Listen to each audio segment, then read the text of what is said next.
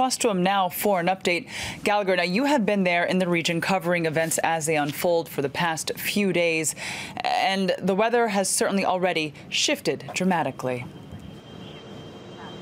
Absolutely, Molly. As you can probably tell around me, it is raining relentlessly so. At this point, it's quite a thinned out rain, nothing too impressive or threatening. The winds have somewhat picked up. It's going to get a lot rougher and pretty quickly, according to meteorological estimates or predictions. That is probably a sign of what is to come for this city, which most likely, again, sits right in the middle of Irma's path with expected destructions of some of the infrastructure that you might be able to see around me as well, such as basically lampposts or other elements of the city that simply cannot be protected. Too much work for authorities whose priority it is to save human life and get people out of harm's way. About 200 shelters have been set up throughout the state.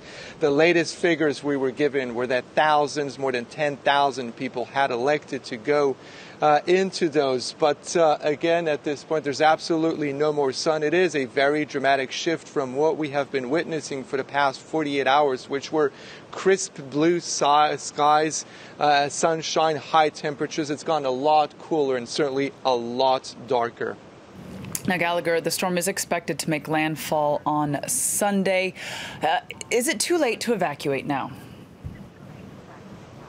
Well, it's difficult to tell at this point. Locals probably have a small window of opportunity, a few hours. It's difficult to predict how quickly Irma will get here. Remember that Sunday landfall is a prediction. This is not an exact science. Hurricane Irma has now been set back up to a Category 5 hurricane. It could speed up on its way out here. So this window is probably quickly closing, and that is why local and state and federal authorities have been so insistent for the past 48 hours, telling people to take this thing very seriously and to get out of their homes, low-lying homes or their cities on coastal areas as quickly as possible, simply because changing your mind at the very last minute after having considered the option of hunkering down and seeing these threatening skies is not a good way to go about it, because one of the worst case scenarios is to get in a car